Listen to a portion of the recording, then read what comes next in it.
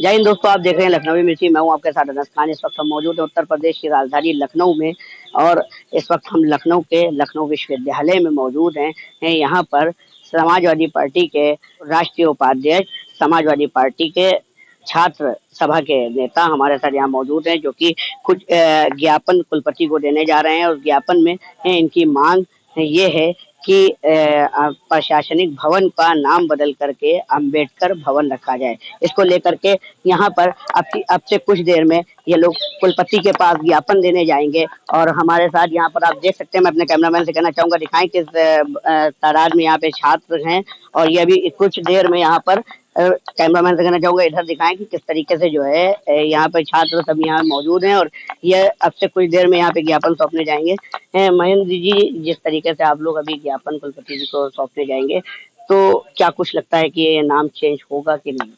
नहीं, देखिए, लखनऊ विश्वविद्यालय परिसर है जो भारत का एक बहुत ही प्रतिष्ठित विश्वविद्यालय है और नए संस्था द्वारा A++ ग्रेड इसको प्राप्त है। और जहां इस विश्वविद्यालय के शिक्षकों और छात्रों की छवि एक अच्छे छात्रों के रूप में और अच्छे शिक्षकों के रूप में जानी जाती है, वहीं आजादी के 78 साल बाद और संविधान लागू होने के 75 वर्ष के बाद भी लखनऊ विश्वविद्यालय बाबा साहब डॉक्टर अंबेडकर के नाम पर एक भवन, एक लाइब्रेरी, एक सभागार और एक पार्क तक का नाम नहीं रख पाया है। मुझे लगता है कि इससे ज्यादा दुर्भाग्य की बात कोई नहीं हो सकती है। और दूसरी बात कि जब हम विश्व गुरु बनाने की बात करते हैं तो इस तरीके से बाबा साहब डॉक्टर अंबेडकर को नकार करके, उनकी विरासत का अपमान करके, मुझे लगता है कि विश्व गुरु बनने में हम सफल नहीं हो पाएंगे। और मेरी तो मांग है लखनऊ विश्वविद्यालय के कुलपति महोदय से, ये बीएचयू से आए हैं, वहाँ के प्रोफेसर रहे हैं और मदन मोहन मालवीय साहब ने बीएचयू की स्थापना की थी। इनका लगाव स्वाभाविक है, हमारा भी लगाव है, हम भी सभी महापुरुषों का सम्मान करते हैं। लेकिन अंबेडकर पार्क में, जहां उसके सामने एक लखनऊ विश्वविद्यालय का सबसे प्रतिष्ठित सभागार है जो मालवीय सभागार के नाम से जाना जाता है, उसके सामने अंबेडकर पार्क में मालवीय जी की प्रतिमा स्थापित करके उस पार्क का नाम मालवीय वाटिका कर दिया गया। क्या ये डॉक्टर अंबेडकर की विरासत का अपमान नहीं है? डॉक्टर अंबेडकर के चाहने वाले करोड़ों लोग हैं इस देश में, उनकी भावनाओं का अपमान नहीं है? इस विश्वविद्यालय में जो बहुजन समाज के छात्र और छात्राएं पढ़ते हैं और इस विश्वविद्यालय में जो बहुजन समाज के प्रोफेसर हैं, उनकी भावनाओं का अपमान नहीं है? सर, जिस तरीके से जो है नाम बदलने को लेकर के आप लोग जो है कोशिश कर रहे हैं, ज्ञापन आप लोग भी सौंपने जा रहे हैं, तो क्या लगता है नाम बदलने से कुछ बदलाव आएगा? नहीं, केवल इस देश में मुगलों और मुसलमानों के नाम पर जो जनपद हैं, जो उनके नाम पर धरोहरें हैं, उनका नाम क्यों बदला जाएगा?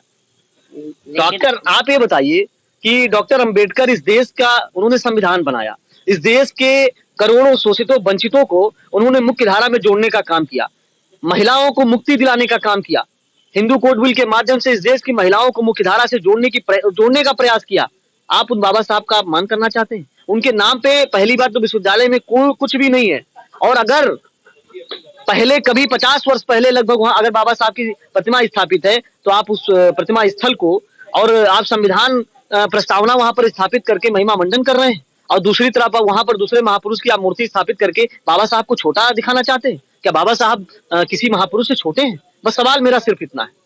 आप समाजवादी पार्टी के भी जो है उपाध्यक्ष हैं छात्र सभा के, तो ये जो है राजनीति के बेस से आप लोग यहाँ पर आए हैं कि सच में बाबा भीमराव अंबेडकर जी की जो है सम्मान को लेकर? देखिए, हम समाजवादी लोग हैं और हम लोग माननीय मुलायम सिंह यादव जी के सिद्धांतों पर चलने वाले लोग हैं। हम लोगों ने हमेशा डॉक्टर लोहिया का जो अंतिम व्यक्ति को आगे बढ़ाने की उनका उद्देश्य रहा है, उस पर हम लोगों ने काम किया है। और दूसरी बात रही बाबा साहब की, बाबा साहब हमारे लिए राजनीतिक महापुरुष नहीं है, बाबा साहब हमारे लिए भावनात्मक महापुरुष है। मेरी भावना है और हम लोग अपनी भावनाओं के साथ कुठाराघात बर्दाश्त नहीं करेंगे।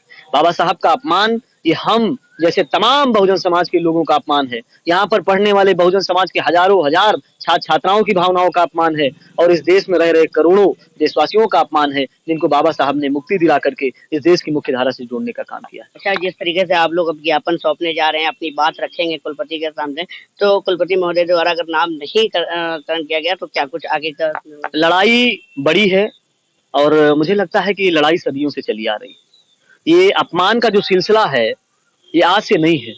ये एक बाबा थे मनु, उनके समय से अपमान का सिलसिला है। उन्होंने कोई किताब लिख दी मनु स्मृति के नाम से, उसके माध्यम से इस देश की बहुजन समाज की आबादी को किस तरीके से गुलाम बनाया गया, उनका अपमान किया गया और गले में हांडी और पीठ पे झाड़ू बांधा गया। हम लोग तो अपमान बर्दाश्त करते हुए आ रहे हैं।